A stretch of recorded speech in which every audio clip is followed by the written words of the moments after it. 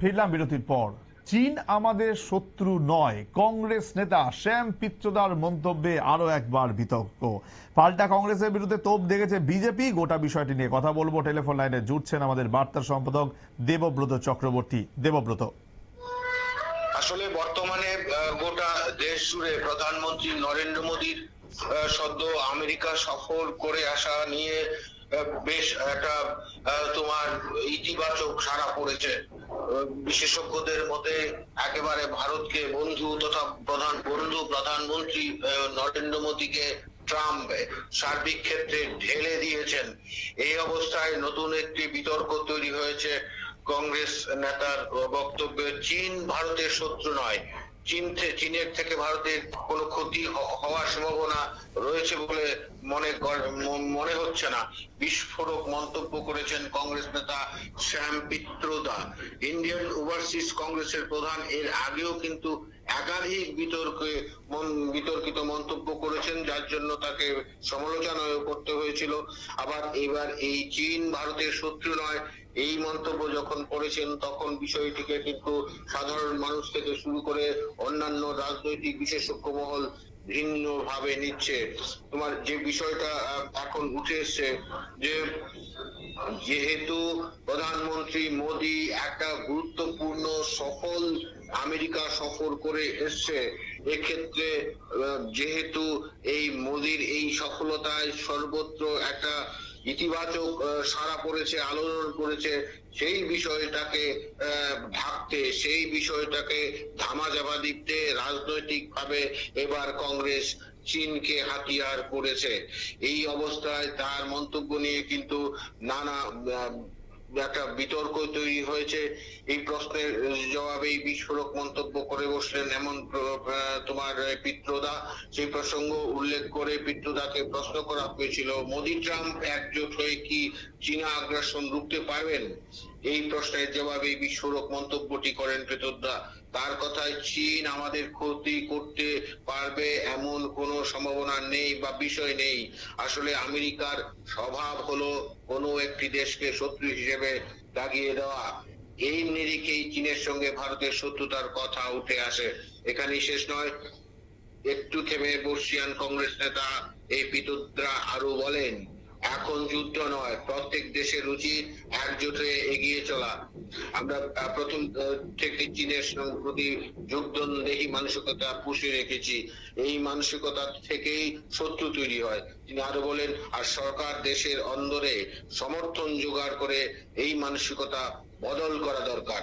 চীন আমাদের শত্রু নয়, এই ভাবা বন্ধ করতে হবে। এই মন্তব্যকে হাতিয়ার করে কংগ্রেস এবং গান্ধী পরিবারকে তোপ দেখেছে বিজেপি। দলের জাতীয় মুখপাত্র তুহিন সিনহা বলেন, কংগ্রেস জামানায় ভারতের 40,000 বর্গমিটার জমি দখল করে নিয়েছে চীন, তবু ওরা ড্রাগনকে বিপজ্জনক ভাবতে পারছে না। রাহুল গান্ধী চীনের প্রতি এতটাই মুগ্ধ যে তিনি প্রকল্প বেল্ট অ্যান্ড রোড প্রকল্পের হয়েও সওয়াল করছেন। গেরুয়া শিবিরের আরেক মুখপাত্র প্রদীপ ভান্ডারীর মতে, ভারতের চেয়েও চীনের স্বার্থকে বেশি গুরুত্ব দেয় কংগ্রেস। রাহুলকে চীনের হাতের পুতুল বলেও তিনি তোপ দেখেছেন। সর্বোপরি এই পিত্রোদার এই বক্তব্যে কিন্তু ভারতে একটা নতুন রাজনৈতিক সমীকরণ তৈরি হয়েছে। যেভাবে এই বিজেপি বিষয়টিকে তোমার ইস্যু করছে, আর রাজনৈতিক বিশেষজ্ঞরা মনে করছেন যে এমনিতেই কংগ্রেসের এখন ভরাডুবি, মোটেও কংগ্রেস সেভাবে মাথা তুলে দাঁড়াতে পারছে না, এবং যেহেতু চীনা আগ্রাসন ভারতের বিভিন্ন সীমান্তে, চীনা আগ্রাসনে ভারতবাসীর চীন সীমান্তবর্তী বাসিন্দাদের একটা উদ্বেগজনক পরিস্থিতি, একটা আশঙ্কাজনক অবস্থায় কাটান।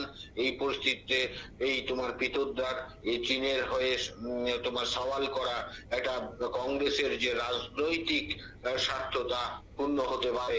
এই অবস্থায় অবশ্যই বিজেপি পিত্রোদার এই মন্তব্যটিকে রাজনৈতিক ভাবে একটা ইস্যু করে আগামী দিনে তা আরো বড়সড় হাতিয়ার করবে বলে রাজনৈতিক বিশেষজ্ঞরা মনে করছেন।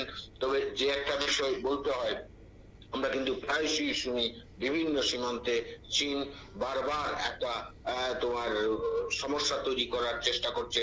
কখনো সীমান্তে ভারতীয় সীমান্ত রক্ষী বাহিনীর সাথে লাল ফৌজের কিন্তু বরাবরই একটা বিবাদ বিরোধ তৈরি হচ্ছে, এবং আমরা বছর দুয়েক আগেও দেখেছি বারবার বিভিন্ন চীন ভারত সীমান্তে উত্তপ্ত হয়ে পড়েছে, এবং প্রতি বছরই কিন্তু প্রতিবারই কিন্তু ভারত খুব কূটনৈতিক ভাবে একটা পরিস্থিতির মোকাবিলা করেছে।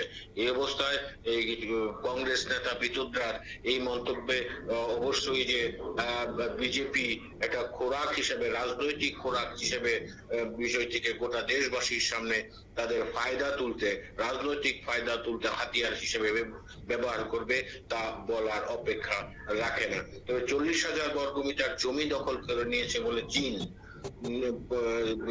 বিজেপি মুখপাত্র যে অভিযোগ তুলেছেন, এর সত্যতা অবশ্যই যাচাই করা বিষয়টি আসে, এবং এ বিষয়ে অবশ্যই বর্তমান কেন্দ্রীয় সরকারের কিন্তু ভাবনা চিন্তা করা উচিত। যদি সত্যি কংগ্রেস জামানায় সেই জায়গা দখল করে নিয়ে থাকে চীন, এবং বর্তমানে সেই জায়গা পুনরুদ্ধার হয়েছে কিনা তা নিয়েও কিন্তু একটা স্পষ্ট ধারণা দেওয়া ভারতবাসীর প্রতি কেন্দ্রীয় সরকারের অবশ্যই উচিত। সুমন্ত, ধন্যবাদ। দেবব্রত চক্রবর্তী আমাদের বার্তা সম্পাদক টেলিফোন লাইনে ছিলেন। কংগ্রেস জামানায় চীন ভারতের 40,000 বর্গমিটার জমি দখল করে নিয়েছে, গেরুয়া শিবিরের এই অভিযোগ ছিল। কিন্তু অন্যদিকে কংগ্রেস নেতা বা শ্যাম পিত্রদা তিনি বলছেন যে চীন আমাদের শত্রু নয়। সুতরাং এই নিয়ে কিন্তু এখন একটা বিতর্ক তৈরি হয়েছে। সময় আরো একটি বিরতির, সঙ্গে থাকুন।